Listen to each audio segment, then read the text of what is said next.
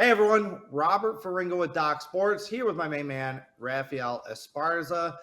Raphael, today we're talking a little college football at Pigskin Talk with Ferringo and Esparza. Before we get to the college football games this weekend, we got to pay some bills and go to docsports.com, docsports.com. There you will find a link or just click on the handy link above or below and get $60 free towards any package for any handicapper in any sport that you want. And Raphael, it's very, very simple. Our top games for football this weekend, college and pro, are $30 a piece, right? So by clicking that free $60 link, you can get two best bets, two top plays from any handicapper or a mix of handicappers across the site. So, all right, Raphael, before we get started with football, though, are you okay? Like, how are you doing, like, mentally, like, emotionally, spiritually? Like, is everything okay? I know you're upset about the Queen. Like, are you going to be able to make it through this weekend? I am a little upset that they canceled English Premier League soccer all week. They're probably not going to go for 2 weeks, probably not till October, because the funeral you figure is going to be next week, so they're not going to probably play that week. They canceled a great female boxing match, Shields, this weekend on Saturday night, so that's also postponed. So I'm upset that they're canceling a lot of great stuff, but I'm sorry, we're only allowed to talk about the almighty NFL and college football right now because every other sport does not exist on planet Earth because some pigskin got kicked off 2 weeks ago and last night on Thursday Night Football. So everyone else, this is the greatest time to bet other sports than football because the odds makers could be sleeping because they're watching all the money come in on football, so you can get some good prices on baseball, good prices on other sports. So this, for me, this is when I look for some very, very soft numbers because everyone's jonesing for that pigskin that's being kicked around on TV for the next months. All right, viewers, that right there is why Raphael Esparza is one of the best in the business. See, I was just making a little joke, get it started with a little lighthearted joke, and he spins that into like legitimate beef over sporting events that he was looking to bet being canceled on the Queen's behalf. So, all right, look, you said it. Football is king. All right, sorry, Chuck, but football is the real king. So let's dive right in, and it's Alabama, Texas. That's the headliner game on Saturday. I thought it was kind of interesting. This line opened at 13.5, 14 a couple months ago when the preseason lines were out, spiked up to 21.5, settled now around 20.5. It's kind of interesting to me that even though 80% of the action is coming in on Alabama, that number has been kind of creeping down the last 36 hours. Raphael, what do you think? Any reason, can you talk yourself or anyone else into taking Texas? That's tough because I think Alabama's going to show Texas that, hey, in a couple years, this is going to be an average beatdown because you're coming to SEC country in the next couple of years when you leave. So this could be ugly. I do not want to play Alabama. They were disrespected all summer long. They had to watch someone else host a trophy. We saw it last week, 55-0 against the Aggies. And I know Texas beat the Warhawks. Was it 53-10, 54-10? I don't have it in front of me, which the game went under. I can't believe that game went under. The total closed at 64. But this is going to be very interesting. This could get ugly really quickly unless, and I mean unless, Texas can run the ball, control the clock, and keep Alabama's offense off the field. If they don't, if they go 3 and out, it's going to be 21-0, 28-0, 35-0. It can be ugly pretty quickly. For me, it's either total or pass on this one. I just couldn't lay a number, but I ain't fading Alabama at all this year. I think they're going to be their defense might be something that no one's going to talk about because their offense are going to put up big numbers. Wait, you are looking to bet against Alabama this year? No, I was looking to bet against the number, but I think the numbers are just going to be too high week after week after week. Yeah, for me it's Bama or nothing. I talked about this on another show earlier this week. Don't think for two factors. Number one, they saw what Georgia did to Oregon last week. Do not think for 1 second that they are not looking over their shoulder at Georgia, saw them lay a whooping on Oregon, and now they have their opportunity to do the same thing. Don't think that that's not a factor. That's number one. Number two is that, Nick Saban, 25-1 straight up against his former assistants. And I don't have the numbers in front of me, but he's phenomenal against the spread when he has extra time to prepare. Now, I know this is a normal week. They played last Saturday. They're playing this Saturday. But let's be real. Like, they were planning for this Texas game throughout the summer. They weren't game planning for Rice back in, or Utah State, excuse me. Utah State back in May and June and July when they were putting together game plans and prep. They were planning for this Texas game. They're going to be ready, and I think it gets ugly. Speaking of ugly, it's like the king of ugly, Iowa hosting Iowa State. Got a little rivalry game, a little non-conference rivalry game for you, Raphael. Iowa with one of the funniest wins that you'll ever see last week, winning 7-3 with 2 safeties. Phenomenal. Just love every single second of it. That number's 3.5. It's kind of teasing for Iowa State money on this one, Raphael. What do you see? Yeah, I kind of like Iowa State. But if you like offense, if you like touchdowns, and you like a lot of high-scoring game, just watch the first half when they wave to the kids in the cancer ward. It's always emotional. It always gets me every time. I drop a tear every time. I can watch it every day, 365 days a year. But that's probably the only scoring you're going to get in this game is that scene right there, because it's going to be ugly. The last 3 games have gone completely under the total. I'm shocked that this total wasn't in the 39s, 38s, or something like that, because there's going to be no points scored. 40 seems high to me in this game. So there's no value on the total, but I love that half a point. I think Iowa State wins this straight up. So, I mean, they lost last year by 10. Was it 27-17 or 26-16 or something like that? The Hawkeyes won last year. I think the Hawkeyes have won, 5 straight to coming in this one. I think the Cyclones get evened up, and I think they get the W on the road. I like Iowa State plus the 3.5. Yeah, the last time Iowa State won outright in the series, we had President Obama. It was 2014. I actually disagree with you on this one. I like Iowa. For me, all the people railing against Iowa and jumping against them, it's like, have you not seen this team play for the last 20 years? Like, this is what they do. This is who they are. They win ugly.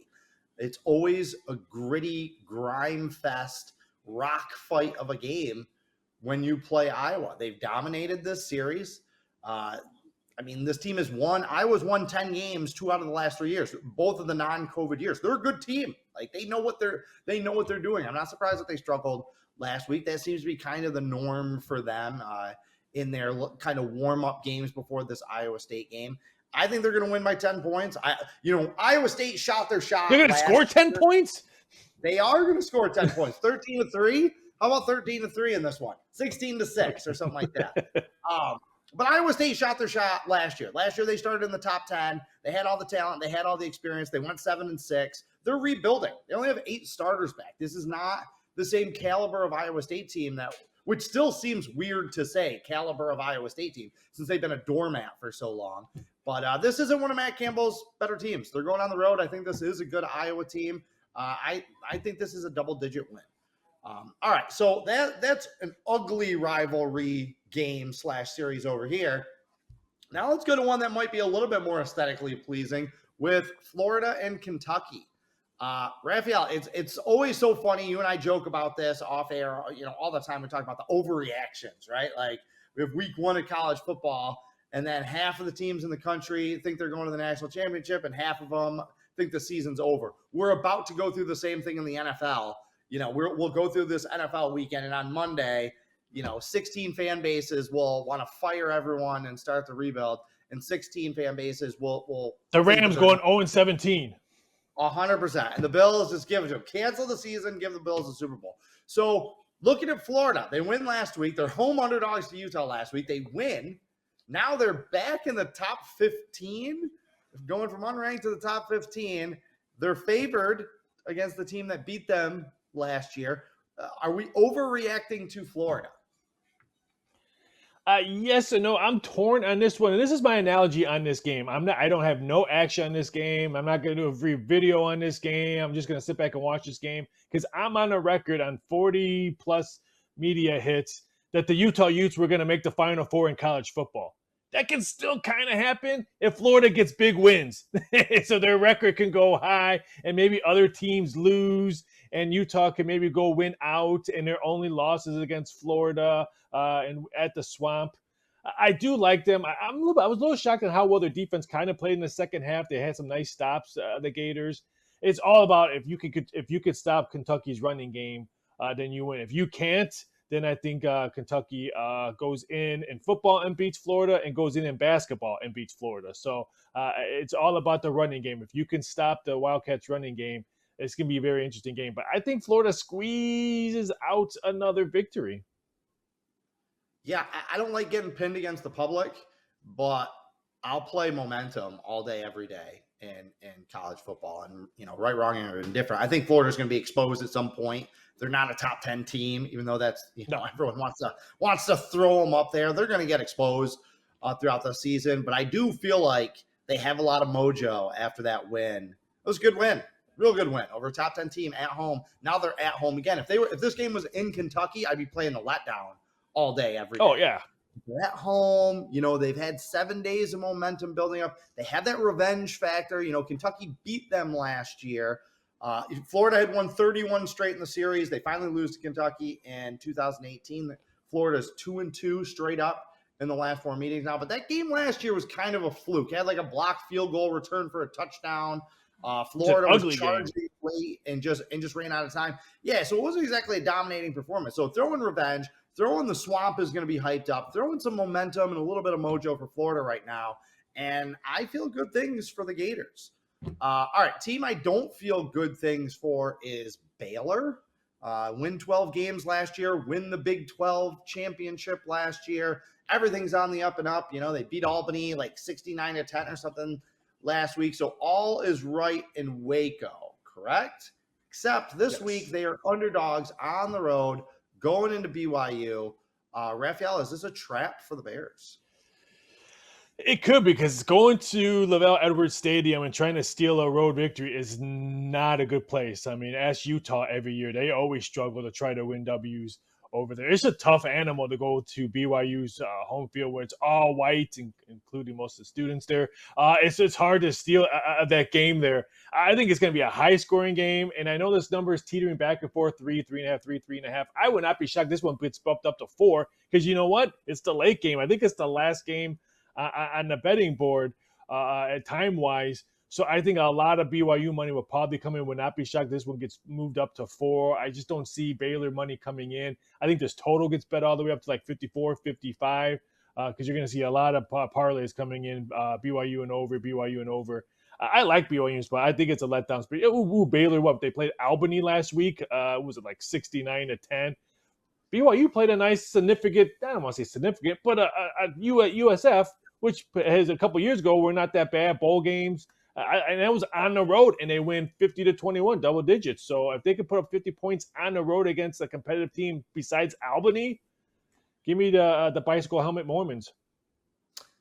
So Baylor whooped them pretty bad last year. These two teams played in Waco last year, and Baylor beat them pretty bad. It was like 30. The final score was 38-24. It wasn't that close. It was like 31-10, 31-14, something like that early, and Baylor kind of coasted. You don't think that – now BYU's been putting up numbers. They've been really good against the spread, and they've put up a lot of wins the last couple of years as an independent, though. Not really playing those top-tier teams. Not playing those teams from the major conferences. Like, is BYU kind of swimming out of its depth a little bit, trying to jump up and take out the Big 12 champions? Are you worried about that a little bit? I am, but I like how they scheduled this game where they went on the road and played USF. They didn't go on the road and play UNM or the Warhawks or Arkansas State or something like that. They went to Florida, where playing a Florida school in their backyard is a hard place to be. It doesn't matter who it is, if it's Gators, Florida State, USF, UCF. Especially in September. That weather can get you. Can get you. So I like how they formatted their schedule. So they got that ugly road win out of the way, played well, and now they get to come home with a big W on the road and welcome a Baylor team. It's not the same team as last year. I think a lot of key pieces are going to be missed, and I think BYU's defense will be able to control the line and maybe cause some turnovers. I think turnovers are going to be key in this one. Yeah, I'm 100% with you. Those wacky Mormons are a completely different beast in Provo. They're a completely different animal down there. Two things to watch or to check on, 2 players to check on Saturday as we get closer to kickoff are Gunnar Romney and Puka Nakua. Is that how you say it? BYU's top 2 receivers are both questionable for this game, and the coach is not giving anything out as to their status. I think without them, it'll be a little tricky, and you might want to lean on that under in that Baylor BYU game. But if their two studs are healthy and are playing, I think it's BYU in a runaway. So, all right, Raphael, I can't let you out of here without giving the people something for free. Got a free play for us? I know this is a big number. We've seen this team play twice already this year. This Hawaii team might be the worst football team I've ever seen play in a very long time. I know Michigan's a half a century favorite on this one. This one's I think Michigan can put up 60 plus, and I would be shocked if Hawaii puts up 10 points in this one. I think the Wolverines, again, I'm going to lay the half a century on this one. Don't double mortgage your house. Don't ask for a raise from the wife. I just think this Hawaii team is going to struggle all season long. When you have a player to leave Hawaii to go to a snowy state because you're that upset about the program, that's something to wish to think about. I'm sorry, Hawaii are going to go 0 for this year, and I think they go 0 for against the spread this year. I'm taking Michigan. It's a good play. I'm actually hearing you say that. I'm really mad at myself right now. I wanted to release the first half line in that game because, Michigan has that quarterback battle too. So the second guy is getting his shot this week. They're going to come out firing in this one. I'd be stunned if they didn't put up 28 points in the first quarter. And I think that they'll score at least 35 in the first half. So that's my free play is whatever your book is laying the first half number in that game is, lay it, because I agree with you. Michigan is going to come out firing. And no quarter from the Wolverines. So, all right, he's Raphael Esparza. Now, really quick, the number right now is 52. It's come down a little bit, so we might see some Hawaii money come in. If there is, I would highly doubt it. But it's an 8 o'clock game, so wait to see if you can get a better number. I wouldn't take nothing higher than 53. All right, there you have it. He's Raphael Esparza. I'm Robert Ferringo. Go to DocSports.com. Get on board for this weekend. It's going to be a fun one. And don't forget to check out our NFL Pigskin Talk as well. Carpe diem. Good luck.